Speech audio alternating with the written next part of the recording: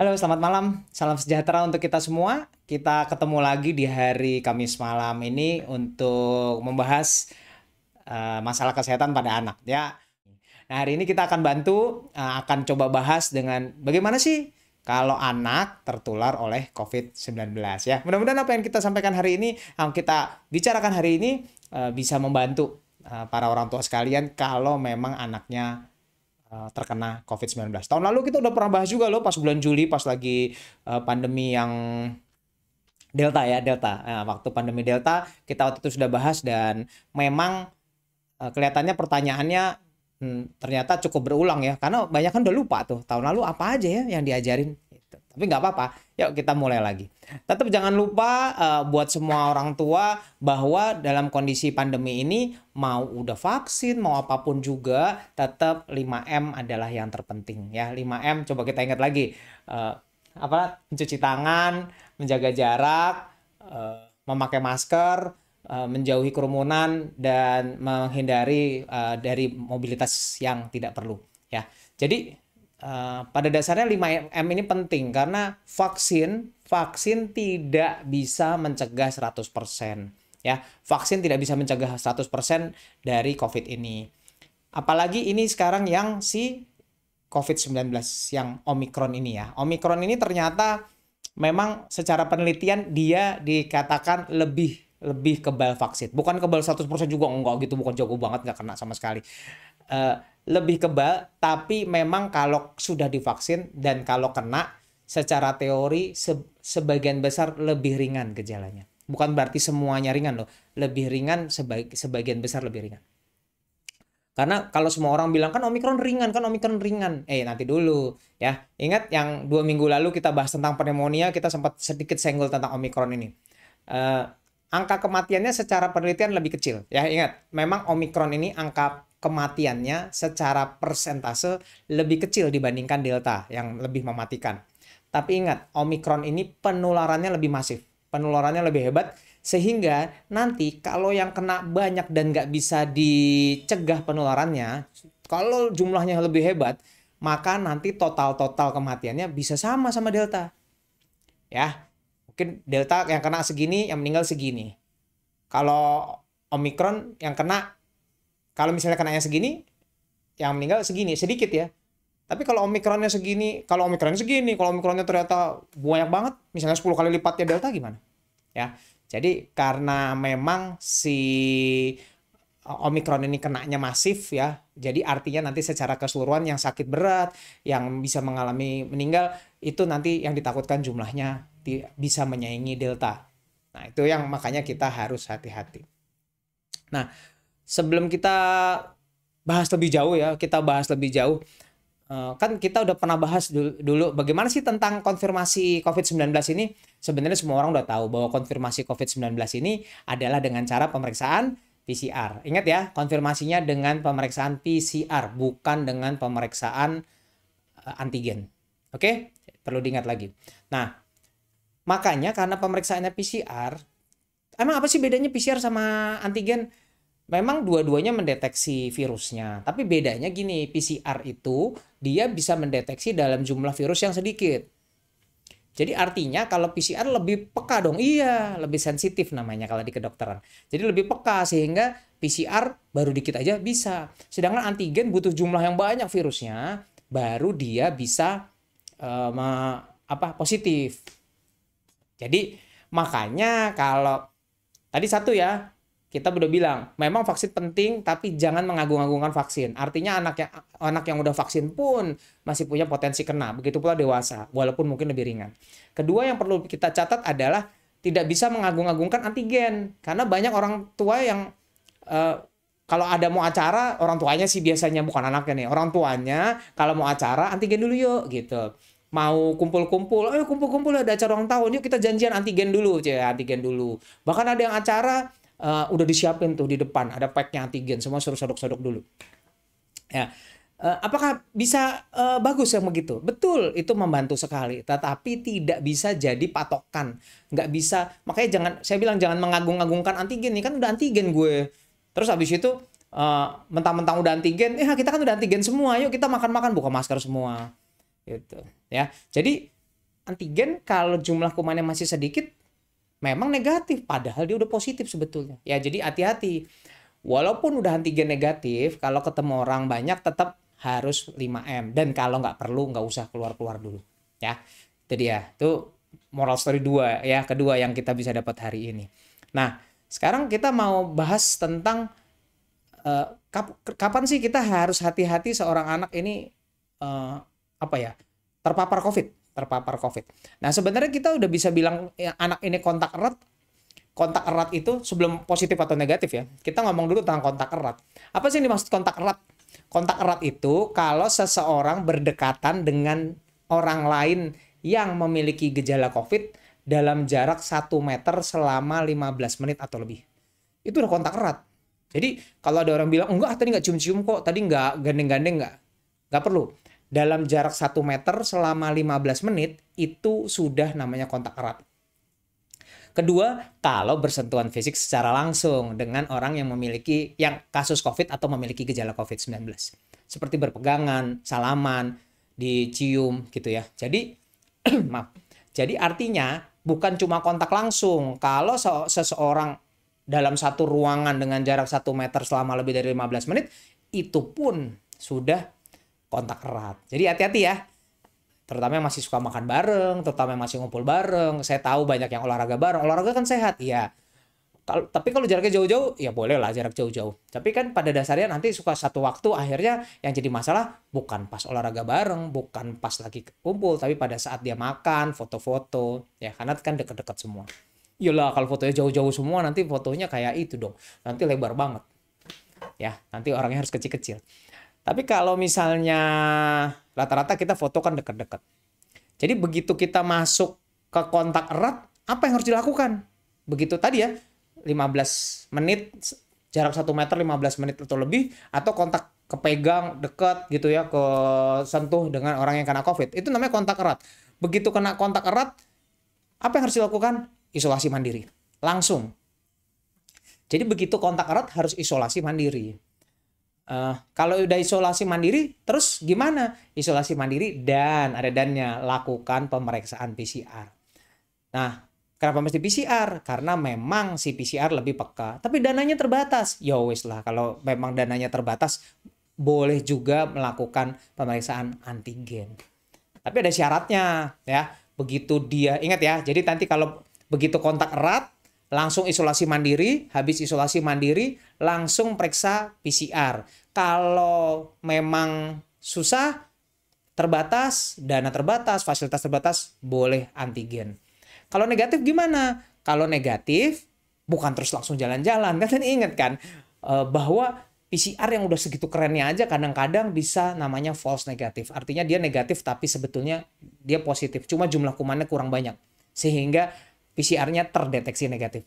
Ya, kalau jumlah kumannya kurang banyak, PCR bisa mendeteksi negatif loh. Padahal nantinya positif. Itu yang suka dibilang tadinya negatif terus diulang positif. Nah, kalau dia tadi isolasi mandiri, kan tadi kan PCR atau antigen negatif nih. Kalau negatif, dia tetap isolasi mandiri, bukan terus jalan-jalan ya. Bukan jalan-jalan sambil nunggu isolasi, sambil nanti nunggu PCR atau antigennya kedua, bukan. Tetap isolasi mandiri dan pada hari kelima diulang lagi ya. Di hari kelima diulang lagi. Kalau tetap negatif, udah 2 kali negatif jarak 5 hari, ya udah, emang udah. Ya udah, berarti emang beneran negatif, nggak tertular. Kalau pertama kali cek positif, ya udah itu namanya positif. Positif ceritanya beda, nanti kita bahas. Kalau pertama negatif diulang 5 hari kemudian positif, ya sama, disebutnya positif. Jadi itu nanti pembahasannya berbeda. Ya, pokoknya kalau negatif butuh 2 kali, habis kontak erat butuh 2 kali negatif, jaraknya 5 hari baru boleh bilang udah lega, oke saya negatif. Tapi kalau belum, jangan langsung bilang negatif. Ini nanti ada hubungannya dengan menitipkan anak soalnya ya. Ini yang terjadi. Ada pasien yang bapaknya kena, ibunya kena, si anak dicek dong negatif, langsung dititipin ke neneknya. Dan 5 hari kemudian diulang, si anak ternyata positif. Nggak tunggu lama, kakek neneknya juga positif. Kan kasihan karena udah kalau umur lansia itu kan dia lebih berbahaya kalau kena COVID, bisa terkena COVID berat, ya kan? Jadi Jangan buru-buru menitipkan. Itu moral story-nya yang ketiga sebenarnya hari ini. Nitipin penting sih, tapi hati-hati. By the way, bisa nggak sih kita kalau kayak begitu ada kontak erat, eh, harus harus lapor ke puskesmas nggak sih? Idealnya lapor. Jadi harus kalau habis kontak erat harusnya lapor. Nanti puskesmas akan menganjurkan untuk pemeriksaan PCR untuk tracing. Itu bisa nggak sih dicari di mana aja yang punya puskesmas? Bisa daftar ke puskesmas langsung atau buka websitenya namanya www.litbang.kemkes.go.id. Nanti di situ ada laboratorium pemeriksa COVID-19. Nah, di situ bisa diakses. Mana ya yang bisa di ini. Nah, jadi kita tadi udah tahu ya, 2 kali negatif baru boleh bilang negatif. Kalau diulang positif, nah yang sering terjadi, ada yang terjadi gini. Kalau antigennya positif, masih perlu PCR nggak? Memang secara diagnosis harus PCR. Jadi pasti kalau antigennya udah positif, PCR akan tetap dilakukan untuk pemastian. Padahal sebetulnya kalau antigen aja udah positif, PCR pasti positif. Bayangin, pakai sekecil gini, kalau kumannya sedikit begini, PCR positif. Antigen kalau kumannya segini, baru positif. Jadi kalau antigennya dicek udah positif, wah berarti kumannya udah banyak banget. Kalau udah banyak banget ya PCR-nya pasti positif lah. Itu suatu hal yang seharusnya nggak mungkin. Kalau antigennya positif, berarti kan kumannya udah banyak banget. Tiba-tiba PCR-nya negatif. Kalau PCR-nya negatif, itu aneh sekali. Kemungkinan periksanya nggak bener ya. Nggak tahu alatnya yang nggak bener atau ini. Yang paling, kalau yang mungkin antigennya negatif, PCR-nya positif. Bisa, kumannya masih dikit. Jadi pas diperiksa antigen, dia negatif. Pas diperiksa PCR, dia positif. Ya. Nah, jadi sekarang kita udah tahu ya, yang positif, negatif. Oke, sekarang pertanyaan berikutnya. Siapa yang boleh isolasi mandiri? Kita bahas tentang berikutnya. Kan tadi kita bahas tentang isolasi mandiri. Terus siapa dong yang boleh isolasi mandiri? Nomor 1, anak yang isolasi mandiri adalah anak yang kontak erat dong. Tadi kan kontak erat ya. Kontak erat jelas isolasi mandiri. Kedua, kalau anaknya positif tapi tidak bergejala. Ingat, tidak bergejala. Jadi kalau nggak bergejala boleh ya isolasi mandiri. Nggak usah rawat. Namanya juga nggak bergejala. Nanti kalau dirawat, kayak kemarin ada yang cerita tuh. Karena pada awal-awal yang namanya Omikron kan harus dirawat ya semuanya. Sekarang baru bilang bahwa boleh isolasi mandiri. Awal-awal Omikron dirawat. Saya ada pasien yang dia karena Omikron dia dirawat padahal nggak bergejala. Akhirnya ya dia bilang sih, iya dok, jadi kayak pindah hotel aja 2 minggu di rumah sakit tapi. Itu sayang ya, dananya, sayang waktunya, dan kita sangat takut sekali justru si pasien akan tertular penyakit lain. Itu yang kita takut sih, walaupun harusnya enggak ya, tapi bisa aja, namanya juga rumah sakit bukan rumah sehat, jadi bisa aja ada penyakit lain. Harusnya sih ada emang penyakit lain, nggak mungkin nggak ada. Nah sekarang kalau kontak erat tadi harus isoman, tanpa gejala isoman, gampang ya, itu jelas. Kalau gejalanya ringan isoman nggak? Kalau gejalanya ringan tetap isoman. Jadi kalau gejalanya ringan untuk anak tetap isolasi mandiri. Nggak usah takut. Boleh di rumah. Emang yang gejalanya ringan seperti apa? Oke, gejala ringan itu bisa berupa demam. Jadi demam tuh ringan Masian ya, jangan panik dulu. Demam, batuk juga ringan, nyeri tenggorokan itu ringan, sakit kepala ringan. Kalau sakit kepala kayaknya akhir bulan juga sering sakit kepala kita ya. Jadi itu ringan, mual muntah ringan kalau nggak dehidrasi ya. Tapi nanti kita bahas kapan kita bawa ke rumah sakit. Tapi mual muntah itu termasuk ringan, diare, terus kemudian kehilangan indera penciuman, kehilangan indera perasa, ruam-ruam. Kok ada ruam-ruam sih? Nanti saya tunjukin ruam-ruam. Tapi ruam-ruam adalah salah satu gejala ringan. Jadi jangan panik dulu, dan saturasi oksigen yang penting harus lebih dari 95%. Itu yang namanya ringan. Itu tetap di isolasi mandiri. Nanti saya akan tunjukin merah-merahnya kayak apa sih. Ya, jadi dia akan tetap dianggap sebagai ringan dan isolasi mandiri. Nah, kapan anak nggak boleh isoman? Kalau nggak boleh isoman, kalau sedang jelas nggak isoman, berat nggak isoman. Nah, yang ada lagi nih, ringan tapi memiliki komorbid, itu juga harusnya nggak bisa isoman. Ya, jadi kalau anak yang positif COVID-19 dan memiliki komorbid, memang tidak dianjurkan isoman. Komorbidnya apa aja? komorbidnya ada beberapa nih ya yang dicatat. Nomor satu obesitas. Jadi hati-hati ya, punya anak jangan seneng kalau gemuk-gemuk banget. Jadi obesitas, ada kanker, kelainan ginjal menahun, terus kemudian penyakit autoimun, kemudian penyakit jantung, kelainan bawaan dari lahir, diabetes. Itu adalah penyakit-penyakit komorbid. Oh ya, penyakit paru menahun tuh, misalnya ada asma berat, ada kerusakan paru gitu ya. Nah, itu adalah komorbid-komorbid yang nggak bisa dirawat di rumah. Jadi artinya kalau memang ada komorbidnya, walaupun gejalanya ringan, sebaiknya dirawat. Ya, oke. Jadi ada satu yang nggak boleh ya, walaupun ringan. Tadi yang kontak erat, isoman, gejala ringan isoman, nggak ada gejala isoman, ringan tapi dengan komorbid harus dirawat. Kalau nggak ada gejala tapi ada komorbid, harusnya nggak apa-apa. Ya, kalau ada gejala tapi ada komorbid dan komorbidnya terkontrol, harusnya tetap bisa isoman. Jadi kalau ada komorbidnya, memang sebaiknya di ini ya, sebaiknya memang dirawat. Tapi kalau nggak ada gejala ya, kalau nggak ada gejala sebenarnya, kalau misalnya ada komorbid yang masih belum terkontrol, misalnya ya, misalnya masih dalam keadaan cancer misalnya, kanker. Memang idealnya sih sebaiknya langsung ke rumah sakit sih. Walaupun nggak bergejala itu kan berat. Artinya komorbidnya nggak terkontrol kan tadi kan. Sorry, belum terkontrol gitu. Tapi misalnya kayak begini, jangan sampai panik ya.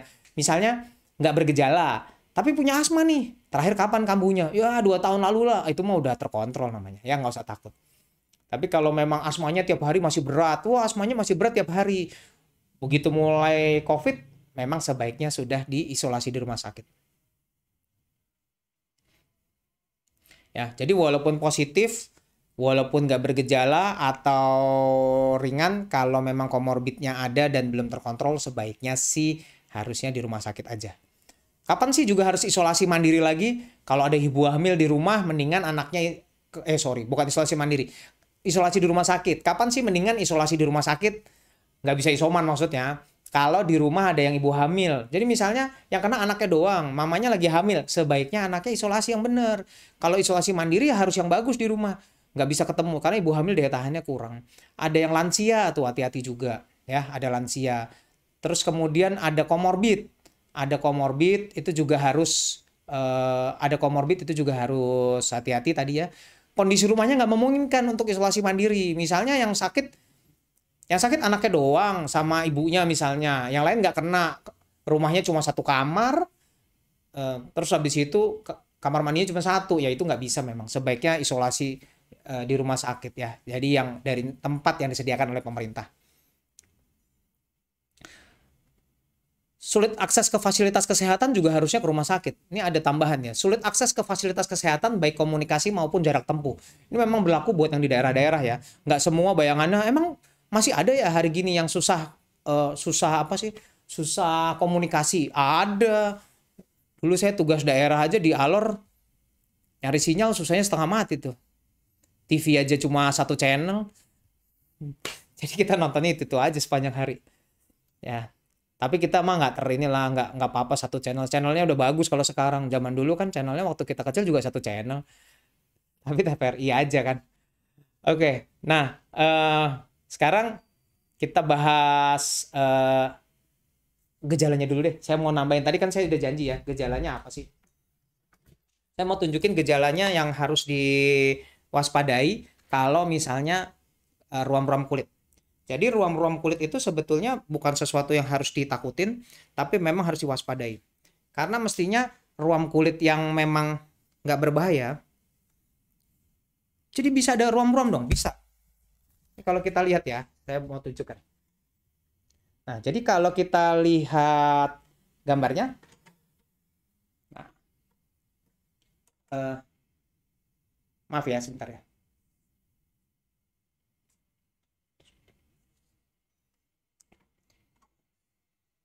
Gambarnya terbalik deh.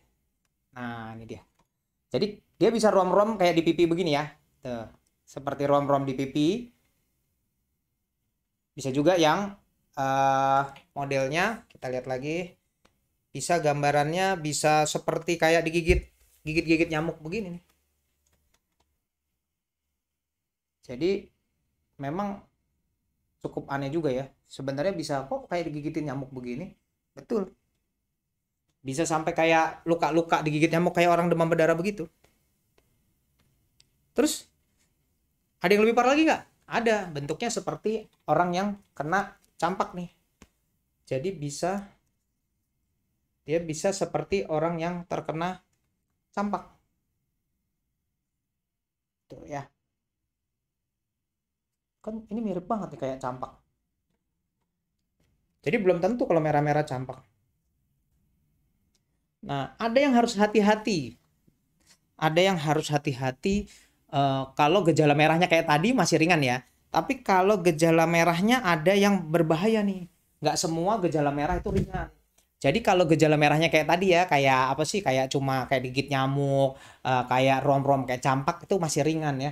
Tapi kalau bentuk warna merahnya ada di mata nih, mata putihnya ini, sklera ya namanya. Jadi di bagian putihnya itu warnanya merah, atau lidahnya warnanya merah seperti stroberi, namanya red strawberry tongue. Jadi lidahnya benar-benar kayak stroberi kayak apa sih, merah banget lah ya.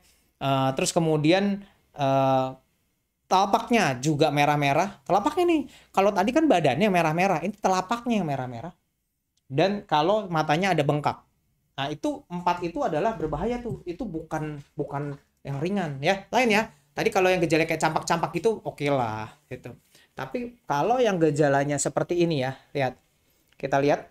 Jadi gejalanya bisa tuh, matanya bengkak, telapaknya merah-merah, lidahnya warnanya merah. Atau tadi bagian putih dari matanya merah. Itu adalah gejala-gejala yang termasuk berat. Itu harus hati-hati banget. Yang begitu nggak boleh diobservasi di rumah ya. Nah, kapan lagi harus harus dihati-hati yang nggak boleh di rumah. Nah, ada yang nggak boleh di rumah. Tadi kalau gejalanya sedang atau berat. Kalau sedang atau berat yang mana sih? Oke, kalau sedang itu gejalanya harusnya anaknya akan ada batuk yang berat dan biasanya langsung disertai sesak. Kata kuncinya ada di sesak. Makanya sesak adalah salah satu parameter di mana dia nggak boleh lagi isolasi mandiri. Ya. Jadi begitu dia mengalami hal di bawah ini, dia nggak boleh isolasi mandiri. Tadi kan udah kita bahas ya, ada ibu hamil, terus kemudian ada ibu yang hamil, terus kemudian tadi ada lansia, sebaiknya nggak isoman ya. Nah, ada tanda bahaya yang harus dibawa ke rumah sakit. Jadi baru mulai pun harus dibawa atau lagi isoman di tengah itu harus bawa. Yaitu kalau nomor 1, anaknya banyak tidur. Anaknya kok tidur terus? Anak tidur terus itu merupakan suatu gejala awal dari tanda bahaya dari mau sakit apapun sebenarnya. Karena itu sebenarnya artinya penurunan kesadaran.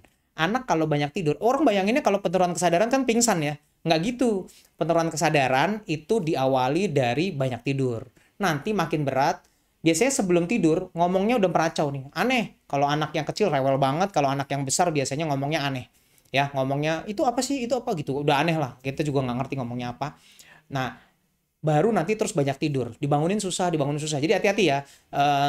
Ya saya juga orangnya banyak tidur gitu, tapi tidurnya aneh kok. Kalau anak yang memang mau kesadarannya terganggu di jam-jam yang bukan tidur, dia tidur terus, dan kalau dibangunin susah banget. Mungkin kalau tidur ya dibangunin bangun udah susah banget. Begitu melek cuma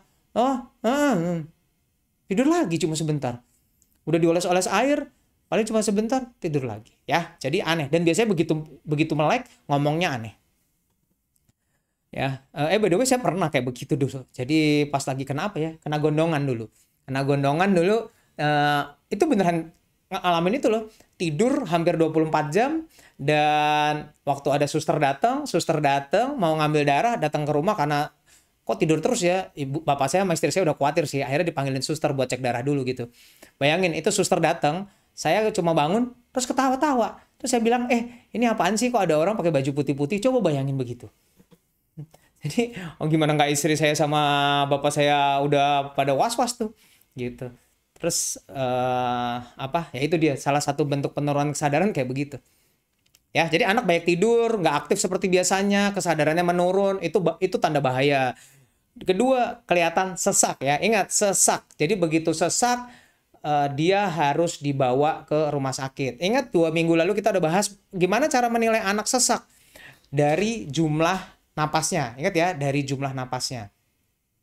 Jumlah napasnya tuh begini. Kalau misalnya dia anaknya usianya kecil di bawah umur 2, kalau di bawah umur 2 bulan itu dia dinyatakan sesak kalau dia lebih dari 60 kali per menit. Kita ngukurnya kalau lagi tidur sebaiknya. Karena kalau lagi lari-lari ya iyalah. Kita juga balap lari juga 60 kali per menit kali napasnya. Jadi lagi tenang, tidur, ukur. Kalau dia lebih umur di bawah 2 bulan, lebih dari 60 kali per menit.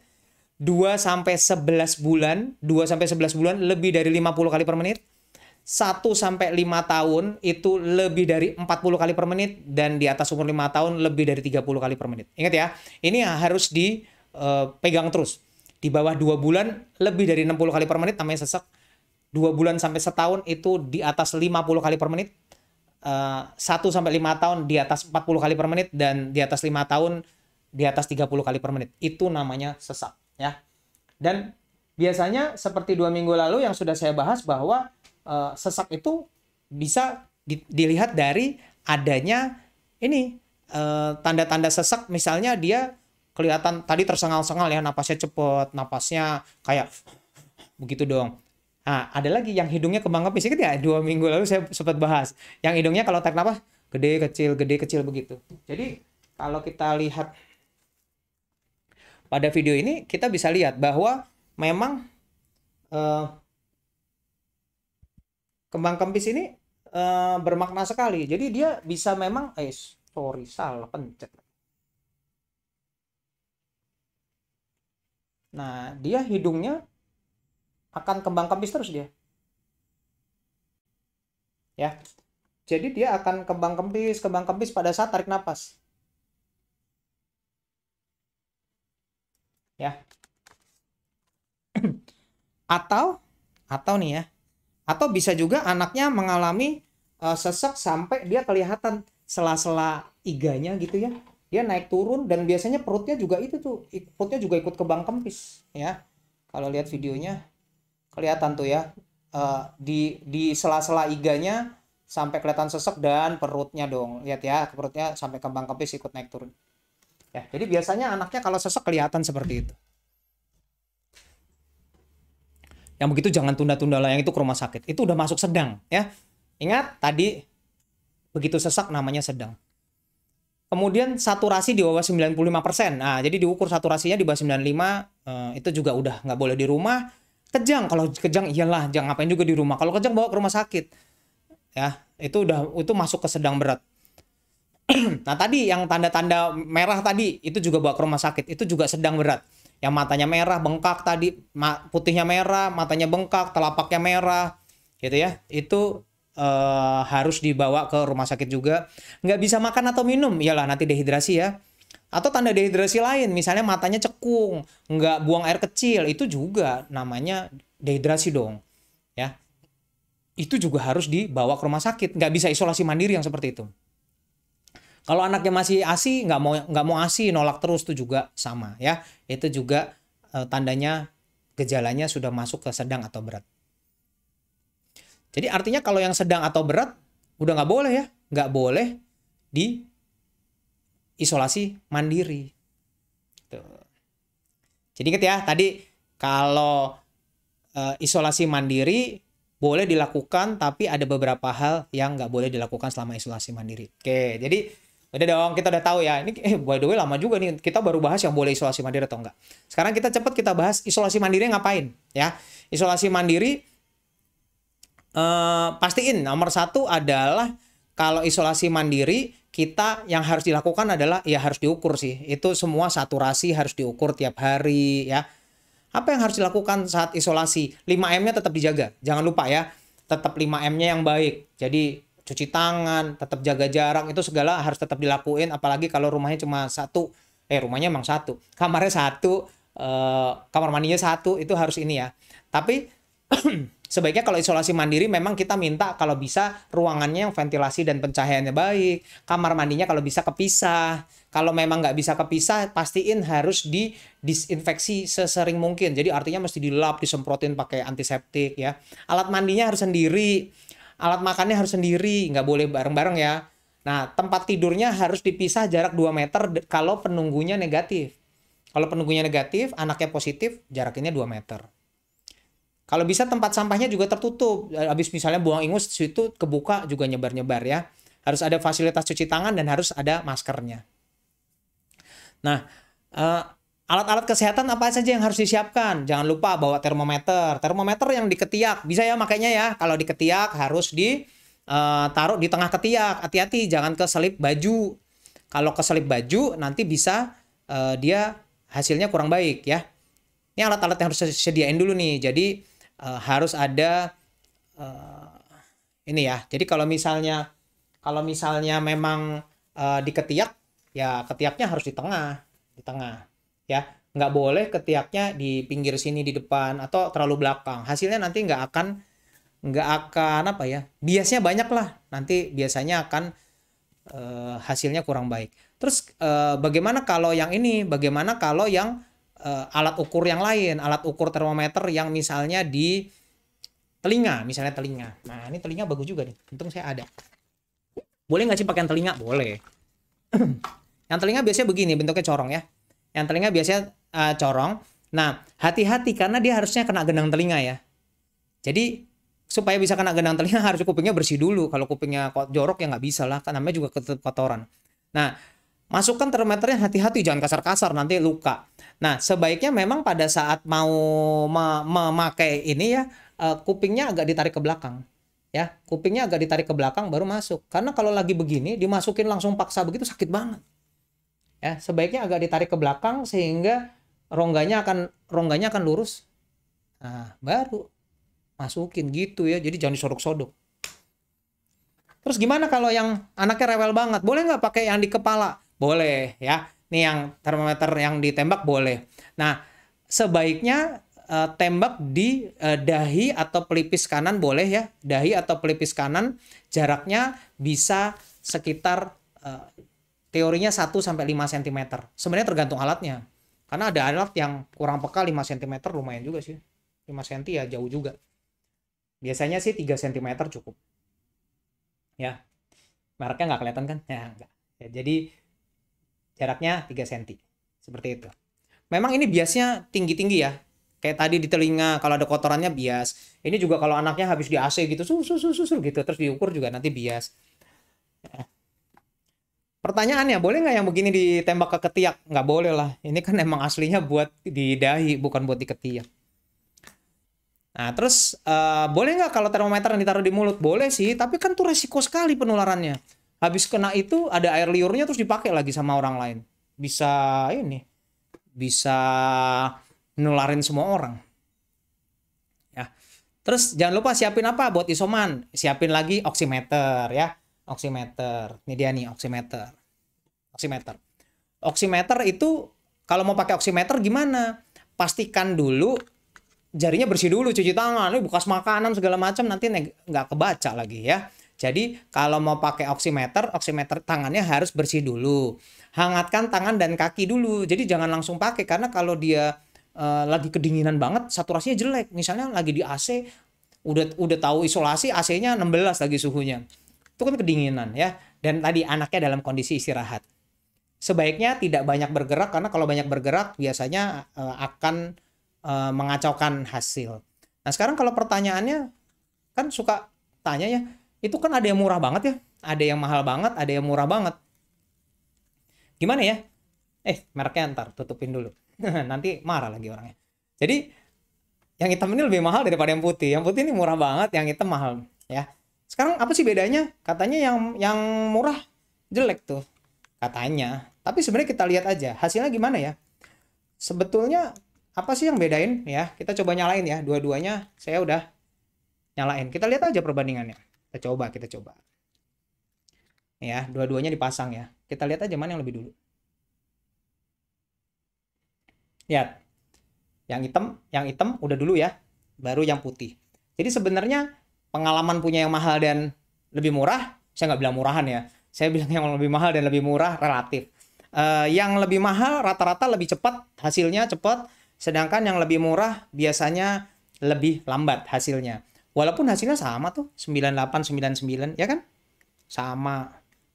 Detak jantungnya juga sama. Jadi artinya mau mahal mau murah kelihatannya sih sama-sama aja, cuma lebih lambat kalau pakai yang murah. Kalau anak, nah itu dia. Masalahnya anak mau jepitnya aja kadang-kadang susah, maunya bawaannya mau lari-lari mulu.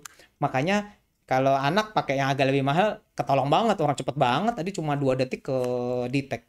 Yang ini mungkin tadi lama ya, butuh 6 detik kan. Gitu. Jadi tapi kalau adanya murah ya nggak apa-apa, yang penting udah ada. Kalau nggak ada pinjem. Ya. Tapi kalau pinjem ingat dibalikin, jangan lupa. Ya. Oke, kalau misalnya oximeter udah siap, ya kan udah ada termometer, udah ada oximeter, udah siap ya di rumah. Nah, di rumah jangan lupa ya, jangan lupa tetap cuci tangan, tetap 5M-nya pakai masker, tetap di rumah yang penting. Kalau isolasi mandiri bukan berarti jalan-jalan beli makan ya, tetap di rumah. Setiap pagi dan sore cek suhunya, cek saturasi oksigen minimal sehari sekali, makan yang sehat, pantau tadi laju napasnya. Boleh nggak olahraga? Boleh kalau gejalanya yang ringan ya, tadi ya boleh. Jangan lupa kalau bisa tetap dapat sinar matahari, makanya tadi kamarnya yang ventilasinya baik. Minum vitamin dan obat nanti sesuai anjuran, kita akan bahas habis ini obatnya apa. Istirahat yang cukup, dan sebaiknya sering membersihkan area yang memang sering dipegang oleh orang yang terkena COVID. Oke, terus obatnya sekarang. Oke, ini yang pembahasan yang mungkin ditunggu-tunggu. Kalau sakit, habis itu minum obat apa? Ya, obat apa? Basicnya antivirus ya. Kita ngomong, orang kan pada pertanyaannya yang paling penting, perlu antivirus nggak sih? Perlu antivirus nggak? Antivirus hanya diberikan pada yang sedang dan berat. Ingat ya, antivirus diberikan pada yang sedang dan berat atau yang ringan dengan komorbid. Ringan dengan komorbid. Biasanya pemberiannya ada favipiravir, ada remdesivir. Jadi kalau yang sedang berat, yang sesek tadi pasti dapat. Kalau yang ringan dengan komorbid biasanya akan dapat. Nah, kalau yang ringan tanpa komorbid dan tanpa gejala nggak dapat antivirus. Karena emang nggak perlu. Nah, perlu antibiotik nggak? Nggak perlu juga. Karena ini kan virus. Jadi nggak ada gunanya antibiotik. Nah, terus dapatnya apa? Dapatnya paling kalau demam ya obat demam, boleh paracetamol ya. Paracetamol bisa diberikan, bisa ditanya via telemedicine untuk dosisnya berapa. Kemudian apa yang harus didapat?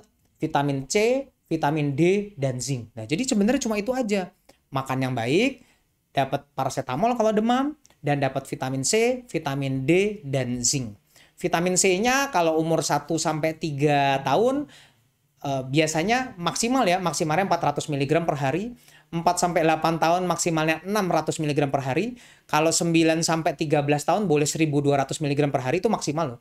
14 sampai 18 tahun artinya yang anaknya remaja boleh sampai 1800 mg per hari. 1800 gede juga sih. Jadi kalau yang diisep-isep 500 mg itu bisa 3 dia. Selama 10 sampai 14 hari. Nah, kalau vitamin D di bawah umur 3 tahun pakai 400 international unit sehari.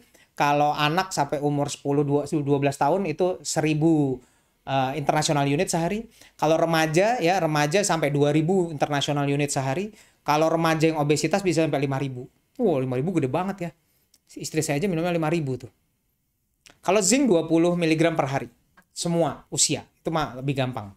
Ya. Jadi dapatnya vitamin C, D, zinc sama paracetamol kalau demam. Obat batuknya apa? Obat batuknya apa aja sebenarnya bisa. Tapi sebaiknya kalau obat batuk harus ketemu sama dokter atau telemedicine sama dokter. Karena tiap usia punya karakteristik yang berbeda obat-obatnya. Jadi artinya nggak bisa disamain antara yang kecil sama yang gede gitu. Kayak yang gede obat batuk untuk nahan batuk bisa dikasih. Tapi begitu anak yang kecil di bawah umur 5 tahun dikasih obat yang buat nyetop batuk, itu sesak dia malahan. Karena si anak butuh untuk ngeluarin dahaknya. Begitu dikasih obat batuk untuk nyetop batuknya, ini disetop. Nggak bisa batuk dong. Kalau nggak bisa batuk, dahaknya mau keluar lewat mana? Dahaknya akan numpuk di paru-paru dan anaknya akhirnya akan sesak. Itu dia. Jadi memang nggak semua obat sama. Kalau anak yang udah besar 6 tahun ke atas, kalau dikasih obat untuk mencegah batuk, menyetop batuk, dia masih bisa batuk loh. Dia masih batukin. Nggak enak nih. Gitu. Terus dia keluarin dilepeh. Itu kan bisa. Di bawah 6 tahun nggak bisa. Ya, jadi beda. obat batuknya. Apakah vitamin C, D, dan zinc bisa didapetin dari makanan? Oh, bisa banget. Hampir semua makanan kita sebenarnya banyak vitamin C, buah-buahan, vitamin kayak zinc tuh kacang-kacangan gitu ya kan? Banyak. Jadi sebetulnya dari makanan sehat juga bisa. Gak harus sampai harus minum vitamin khusus gitu. Kalau nggak sempet tuh, kalau dananya terbatas juga yang penting makanannya sehat. Makanannya makanan-makanan yang sehat. Oke, yuk kita akan coba lihat pertanyaan-pertanyaan secara cepat sambil kita bahas sedikit masalah-masalahnya, apalagi yang masih bisa kita bahas ya. Banyak juga ternyata yang bahas tentang COVID ini. Oke, gejalanya untuk COVID varian Omicron sebetulnya hampir sama dengan yang Delta atau Alpha. Cuma memang bedanya Omicron ini lebih banyak ke pilek. Beda ya, Delta sama Alpha lebih banyak ke batuk. Sehingga kita sering bilang kalau batuk nggak pakai pilek, udahlah itu COVID. Tapi ternyata Omicron ini nggak bisa. Omicron ini gejalanya lebih banyak ke pilek, sehingga sulit dibedakan dengan flu biasa. Tapi memang nyeri tenggorokannya katanya lebih dominan, sakit badannya juga lebih dominan, dan Omicron ini jarang kehilangan penciuman atau kehilangan indera perasa. Jarang. Makanya kalau kehilangan penciuman atau indera perasa, mungkin Delta. Gitu. Saya nggak bilang pasti Delta ya, mungkin. Bagaimana menjaga imunitas agar bagus? Soalnya pernah kena COVID-19 bulan Januari 2021. Gimana supaya daya tahannya bagus? Artinya tadi kalau lagi sakit aja ada vitamin C, D, dan zinc, artinya 3 itu penting loh. Untuk mencegah penting nggak? Penting untuk mencegah. Tapi ingat, 3 itu tidak harus dengan minum vitamin, harus bentuknya vitamin, didapatkan dari makanan sehari-hari. Dan untuk bisa menjaga imunitasnya, jangan lupa kesehariannya juga harus baik. Artinya makannya sehari-hari juga harus baik. Karbohidratnya gimana, proteinnya gimana, lemak. Sepanjang hari cuma minum C, D, sama zinc, tapi nggak makan. Makannya jeleknya sama aja. Makannya harus bagus, ya. Makannya harus bergizi, makronutrien, mikronutrien. Zaman dulu 4 sehat 5 sempurna, sekarang udah nggak dipakai lagi. Kita makronutrien, mikronutrien. Ya, makronutrien, mikronutriennya harus bagus, baru bisa kita bilang daya tahannya akan bagus. Dan jangan lupa kalau punya komorbidnya tolong diatasi untuk menjaga imunitasnya. Perlu nggak sih vaksin-vaksin yang lain? Perlu. Karena kalau kita kena yang lain akan mempermudah kena COVID. Misalnya contohnya gimana ya? Misalnya ternyata anaknya nggak pernah vaksin PCV misalnya ya. Di rumah ada perokok berat, nggak pernah vaksin PCV. Terus dia ketularan kena pneumonia karena bakteri. Nah pas daya tahannya turun bisa nggak kena COVID? Bisa. Dan ada kasusnya. Masuknya bukan COVID, nanti keluarnya COVID. Ketularan karena daya tahannya lagi jelek sekali. Jadi nggak bisa cuma sekedar vitamin gitu terus udah kayaknya udah jadi segalanya gitu, nggak bisa. Karena vitamin bukan segalanya, dia membantu, tapi secara keseluruhan semuanya harus baik. Dok, kalau orang tua PCR positif tapi anak negatif, nah ini dia yang lebih sulit, challenging istilahnya, ya. Jadi kalau di rumah berbeda status, pastikan dulu jangan buru-buru nitipin. Ya. Karena biasanya kalau orang tuanya positif, anaknya harusnya positif. Kalau orang tuanya positif, dua-duanya terus anaknya negatif, perlu dipertanyakan sih anaknya selama ini tidur di mana ya? Kok bisa beda sendiri, kan aneh. Orang satu rumah, kadang-kadang kalau anaknya kecil satu kamar kali, anaknya kan nggak mungkin tidur di luar sendiri. Jadi kemungkinan besar sih anaknya juga positif, cuma mungkin belum aja. Makanya sabar dulu, jangan buru-buru dititip. Karena kita nggak boleh tiba-tiba nitip terus orang yang dititipin ketularan semua lagi nanti ya. Jadi pastiin dulu tadi ya 5 hari, tapi selama 5 hari si anak harus isolasi mandiri yang baik. Pastikan orang tuanya pakai masker yang baik, anaknya kalau bisa pakai masker juga sebaiknya pakai masker. Cuma bedanya kalau anak tidur nggak boleh pakai masker memang, ya. Jadi anak tidurnya nggak pakai masker. Kalau dewasa ya boleh-boleh aja. Tapi kalau anak tidur tidak pakai masker dan sebaiknya di jarak 2 meter tidurnya dari orang tuanya. Kalau itu tidurnya harus gabung. Kalau anaknya udah gede, anaknya SMA ya udahlah itu tidur aja sendiri di sana. Gitu, tidur sendiri, kamar mandinya kalau bisa sendiri ya. Tapi kalau yang kecil di jarak 2 meter, alat makannya tadi pisah, alat mandinya pisah, anduknya pisah. Iya lagi pula lagi sehat juga anduknya nggak boleh gantian. Terus abis itu anaknya jangan sampai terlalu dekat. Kalau dekat ya protokol kesehatannya harus baik. Dok, gimana kalau yang kerja di rumah sakit kayak saya, terus ada pasien PCR, posisi saya belum tahu positif atau negatif dengan itu gimana ya dok? Nah, itu juga pertanyaan saya sih. Kasihan ya kita ya tenaga kesehatan. Kayak kemarin saya habis periksa pasien terus tiba-tiba pasiennya itu kasih tahu saya 2 hari kemudian, dok ternyata kita positif ya, padahal baru 2 hari yang lalu diperiksa. Apa yang harus dilakukan? Sebenarnya harusnya idealnya harusnya isolasi mandiri. Harusnya idealnya kita isolasi mandiri selama 5 hari, idealnya ya. Tapi itu bahkan di seluruh dunia sulit sekali dilakukan. Makanya tenaga kesehatan disarankan untuk berkala ya. Dan itu yang saya lakukan. Saya berkala kok. Nanti ada periksa antigen berkala. Kalau memang curiga banget saya PCR gitu. Dan sangat bersyukur sekali kalau di-provide oleh rumah sakit. Jadi untuk dan bahkan teman-teman saya banyak yang selama 5 hari setelah kontak dia pakai masker terus di rumah. Nah, kalau misalnya sekarang, jadi untuk tenaga kesehatan ya terus terang sih emang lebih susah ya. Itu bener banget PCR negatif 2 hari lagi positif. Negatif belum tentu negatif. Iya, jadi PCR negatif juga belum tentu. Harus hati-hati ya, karena kadang-kadang PCR-nya negatif karena belum aja jumlahnya ini. Kalau hasil garis yang bawahnya samar-samar, perlu melakukan PCR nggak dok? Pokoknya mau samar-samar kayak mau tipis-tipis kayak, pokoknya kelihatan garisnya ada 2, itu namanya positif. Nggak ada itu. Kalau dibilang positifnya positif samar-samar, tetap aja positif. Nggak ada positif samar-samar. Garisnya 2, positif. Apalagi yang begitu PCR samar-samar, PCR lah gitu. Kalau garisnya antigen ini. Nah, kejadian nih dok di teman saya antigen reaktif PCR negatif. What should we do kalau seperti ini hasilnya dok? Hah? Antigen reaktif PCR negatif. Cek ulang lah.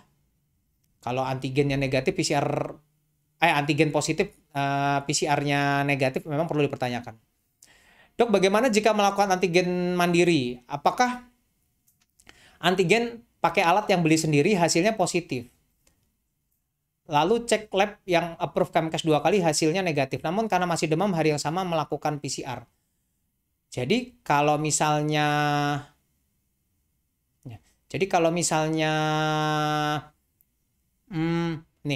kalau misalnya susah juga nih ya. Jadi dia melakukan antigen mandiri pakai alat yang beli sendiri hasilnya positif. Lalu cek lab yang approve Kemkes 2 kali hasilnya negatif. Ya udah kita ngikutin yang ini, ngikutin yang PCR, karena PCR kan yang lebih PCR yang lebih lebih valid. Jadi PCR lebih sesuai. Nah, tapi ini terus dia melakukan lagi hari yang sama PCR positif. Wah, itu mah tanda tanya juga ya. Itu mah saya nggak ngerti tuh kok PCR bisa negatif positif negatif positif. Mungkin memang jumlah kumannya nggak terlalu banyak ya. Jadi hasilnya bisa negatif palsu atau positif palsu. Dok, jika ortu dan anak positif, bolehkah ortu mendampingi anak di rumah sakit? Kalau ortu dan anak positif, bolehkah ortu mendampingi anak di rumah sakit? Ya boleh dong. Kan dua-duanya positif. Jadi kalau dirawat emang bareng justru malah memang kasihan banget dong kalau anaknya positif terus ditungguin sama orang tua yang negatif. Maksudnya misalnya ditungguin sama neneknya yang negatif gitu, itu kan kasihan. Jadi kalau memang pada positif memang dijadiin satu ruangan, betul. 15 bulan anakku kena COVID di swab positif. Baiknya gimana ya? Sekeluarga positif semua. Kalau ringan ya isolasi mandiri aja semua satu rumah. Kalau sekeluarga positif semua gimana? Sebenarnya lebih enak karena semuanya satu rumah. Jadi nggak riweuh lagi cari tempat lain. Tapi kalau ringan ya. Dok, anak saya 2 hari lalu PCR negatif. Dia demam, PCR-nya negatif. Hari ini PCR-nya negatif. Anak saya 2 hari lalu PCR negatif dan hari ini dia demam suhu 38. Apakah perlu PCR lagi ya dok? Pertanyaannya sebenarnya bisa dipertanyakan balik. 2 hari lalu ngapain dia di PCR negatif? Berarti kan ada kontak erat. Kalau ada kontak erat dan sekarang demam, ya ayo dong PCR ulang. Omikron apa bisa juga badai sitokin? Bisa, walaupun kemungkinan jarang. Dulu saya rawat inap karena badai sitokin. Wow, rasanya kayak apa tuh ya? Berharap nggak pernah ngerasain sih, karena itu berbahaya sekali. Apakah vaksin influenza pada anak bisa meminimal gejala COVID anak? Bukan begitu. Jadi memang yang baru COVID dan influenza ternyata bisa kena bersamaan. Jadi makanya vaksin influenza itu mencegah supaya kalau kena bareng soalnya berat banget. Tapi apakah vaksin influenza meminimal gejala COVID? Enggak. Tapi dia bisa meminimal kemungkinan kena COVID dan influenza bareng. Itu tujuannya. Dok, misalnya sedang dalam penurunan obat pasca bebas kejang, perlu dirawat nggak kalau anak tersebut kena COVID? Kalau memang ada kejangnya, sebaiknya dirawat. Tapi kalau enggak, harusnya nggak perlu sih. Ya. Bagaimana kalau anak asma, 3,5 tahun asma kalau COVID? Nah, ini kan komorbid ya. Kalau komorbid memang anjurannya dirawat atau minimal banget harus konsultasi dengan dokter anak yang bagian paru. Sehingga perlu dipersiapkan juga apa yang harus dipantau. Tapi memang asma ini salah satu komorbid yang harus hati-hati dan memang sebaiknya kalau isolasi di rumah sakit. Apakah obat COVID untuk dewasa bisa digunakan oleh anak? Bisa, tapi dosisnya beda. Kan sama Favipiravir sama Remdesivir. Kalau bayi 10 bulan impact terkena COVID apa ya, Dok? Oh, impact sama aja. Ini ada yang 2 bulan, umur 2 bulan dirawat udah pakai ventilator juga udah ada. Jadi artinya gejalanya bisa sama dengan dewasa. Walaupun memang secara teori anak yang mengalami gejala berat itu lebih jarang dibandingkan dewasa. Tapi bukan berarti nggak bisa. Dok, kalau anak pernah TB dan pneumonia apakah aman vaksin? Aman dong, vaksin tetap harus ya. Dok, kalau 2 minggu lalu udah sembuh flu, sekarang flu lagi, apa harus di swab? Iya, mestinya sih iya ya, karena kan gejalanya susah bedainnya. Apalagi kalau kontak eratnya ada. Dok, efek jangka panjang, belepotan. Efek jangka panjang Omikron pada anak apa ya, Dok? Kalau terapi tadi ya, terapi nggak ada sebenarnya. Tapi kalau ditanya efek jangka panjang banyak. Banyak anak yang masih mengalami keluhan-keluhan yang cukup panjang bahkan sampai 3 bulan setelah kena COVID ya.